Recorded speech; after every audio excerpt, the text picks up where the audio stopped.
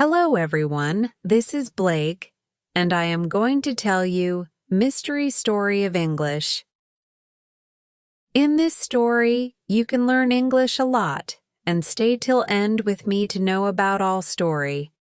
And if you like the story, subscribe the channel and hit the bell icon to get notification of every video. So let's stats about Story Mystery Series. Episode 1.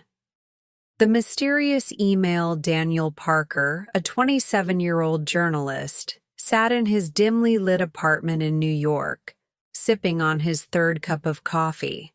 His laptop screen flickered as he scrolled through dozens of emails, most of them spam or unimportant. But one subject line caught his eye.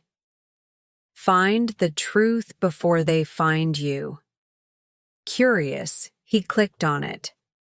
The email contained only one line and an attached image. Dr. Elijah Carter was never meant to disappear. Follow the numbers. The image was an old newspaper clipping dated 5 years ago, reporting the mysterious disappearance of a renowned scientist, Dr. Elijah Carter. Below the article, a sequence of numbers was written in red ink. 1407-23.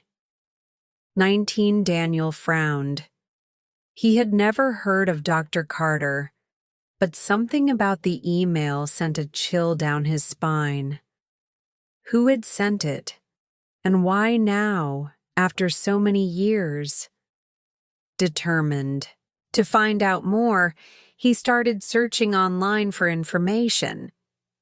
The articles he found were vague. Dr. Carter had been working on something classified, but there were no clear details. Frustrated, Daniel leaned back in his chair, staring at the numbers. Were they coordinates? A date? A code? His thoughts were interrupted by a sudden knock at his door. A midnight warning. Daniel hesitated before standing up. He wasn't expecting anyone. He moved cautiously toward the door and peered through the peephole. A man in a black hoodie stood there, looking around nervously. "Who is it?" Daniel asked, his voice steady. No response. Just as he was about to turn away, the man slid an envelope under the door and hurried down the hallway. Daniel quickly unlocked the door and stepped outside, but by the time he reached the corridor, the man had vanished. He picked up the envelope, his pulse quickening. Inside was a single sheet of paper with one handwritten sentence. Trust no one. They are already watching you. Daniel's hands tightened around the paper. Someone really didn't want him looking into this. The investigation begins. The next morning, Daniel visited the New York Public Library, searching for any records on Dr. Elijah Carter. After an hour of searching, he found an old article mentioning that Carter had been working on a classified energy project before he vanished. His last known location? Ravenswood Research Facility. Daniel's fingers hovered over his phone. Should he dig deeper or let this go? His journalist instincts wouldn't let him walk away. He called his best friend, Lisa Thompson, a tech expert. "Lisa, I need your help," he said. "Can you trace an email for me?" Lisa agreed, and Daniel spent the next few hours trying to make sense of the cryptic information he had. The numbers still puzzled him, and the envelope from last night only made him more determined. A dangerous discovery. Later that night, Lisa called back, her voice urgent. "Daniel, Whoever sent you that email doesn't want to be found. It was sent using a high-level encryption service. And those numbers? They match the coordinates of an abandoned building near Ravenswood Research Facility. Daniel's heart pounded. Was he really going to chase this mystery?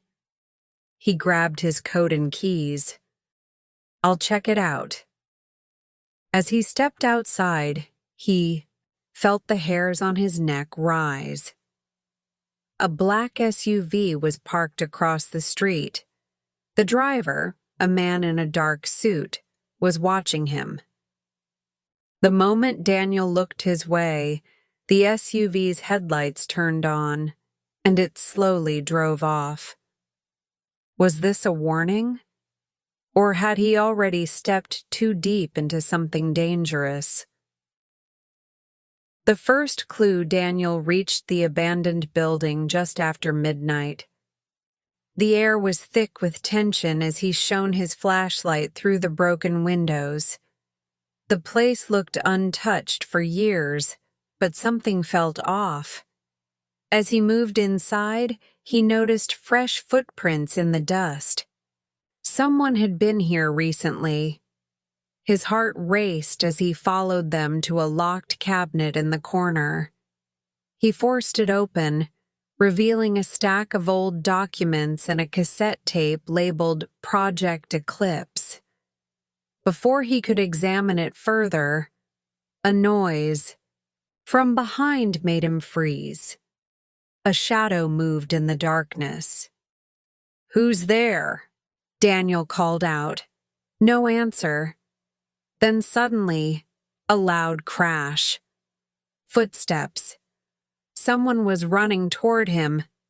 Daniel grabbed the tape and bolted for the exit. As he reached the street, he could hear the sound of tires screeching. The black SUV was back, and this time, it was coming straight for him. A desperate escape, Daniel sprinted through the empty streets, his breath ragged. The SUV gained speed, its tires screeching against the pavement. He turned sharply into an alley, hoping to lose them. But the vehicle didn't slow down. Spotting a fire escape ladder, Daniel leaped onto it, pulling himself up just as the SUV crashed into a pile of trash cans below. The driver stepped out, tall, broad-shouldered, and wearing a black suit. He looked up at Daniel with cold, calculating eyes before speaking into an earpiece. "He has the tape." Daniel didn't wait to hear more. He climbed onto the rooftop, his mind racing. What was on that tape? Who were these people? Mystery Series. Episode 2. The break-in. Daniel's pulse pounded in his ears as the banging on his door grew louder. His apartment lights flickered again before going completely dark. Whoever was outside wasn't just knocking anymore. They were trying to break in. Thinking fast, Daniel grabbed his backpack, shoved the cassette tape inside, and sprinted to his window. He had no choice but to escape. Just as he slid it open, the front door burst open, and two masked figures stormed in. "Where is it?" one of them barked. Daniel didn't wait to find out what would happen if they caught him. He climbed onto the fire escape and raced down, his feet barely touching the metal steps. Below, the streets were eerily quiet, but he knew he had to keep moving. As he reached the alley, he heard footsteps rushing behind him. A car screeched to a halt at the alley's entrance. The back door flung open. "Get in!" Lisa's voice called out. Without hesitation, Daniel dove inside as Lisa floored the gas, tires screeching as they sped away. In the rearview mirror, the masked men stood at the alley's entrance, watching them vanish into the night. A safe house and a new ally, Lisa, drove through the winding roads of the city, making random turns to shake off any potential pursuers. After half an hour, they pulled into an underground parking garage. "We're safe. For now," she said. Taking a deep breath, Daniel looked at her. "How did you know I was in trouble?" Lisa tapped her laptop. "I've been monitoring unusual activity around you since you asked me about that email. When I saw an encrypted signal trying to track your location, I knew you were in danger." Daniel pulled the cassette tape out of his bag. "This is what they're after." Lisa's eyes widened. "We need to find a player that can properly decode this. I know someone who might help." The conspiracy deepens. They arrived at a small electronics repair shop on the outskirts of the city. Inside, an older man with graying hair and glasses adjusted his spectacles as he saw them enter. "Lisa, I thought I told you not to bring trouble to my doorstep," he muttered. "This is important, Elliot," she said. "We need your help." Daniel handed him the tape. "Can you play this?" Elliot sighed, but took the cassette and inserted it into a modified player. The static-filled voice of Dr. Elijah Carter returned. "If you're hearing this, I am either missing or dead. Project Eclipse was never meant for public eyes. It is a weapon, a breakthrough that could change the balance of power forever. Trust no one, especially them. But if you must know the truth, find the Red Room. It's hidden within Ravenswood. Look for the mark." Daniel and Lisa exchanged glances. "The Red Room?" Lisa whispered. Elliot's face darkened. "I've heard rumors. It's said to be an underground facility where classified experiments were conducted. Dangerous experiments." Daniel clenched his fists. "Then, that's where we're going next. Infiltrating Ravenswood." The next night, Daniel and Lisa stood outside the abandoned Ravenswood research facility, the wind howling through its decayed walls. The place had been shut down years ago, yet something about it felt alive. Lisa hacked into the security feed, frowning at what she saw. The building should be deserted, but there are guards patrolling the perimeter. "Someone is still using this place." Daniel nodded. "Then we go in quietly." Scaling the back wall, they slipped inside through a broken window. The halls were lined with rusted equipment, but deeper within, a faint red glow pulsed from an old elevator shaft. "The Red Room," Lisa whispered. They pried open the doors and saw a keypad next to the shaft. Daniel recalled the numbers from the email. 1407. 2319. He punched them in. The doors creaked open, revealing a descending tunnel. As they stepped inside, a chilling voice echoed from the darkness below. "We've been expecting you." The truth beneath Ravenswood. Lisa grabbed Daniel's arm, her grip tightening. They exchanged a nervous glance before stepping forward. The tunnel stretched downward, dimly lit by flickering red lights along the walls. A mechanical hum resonated. Through the air, signaling that something deep below was still operational.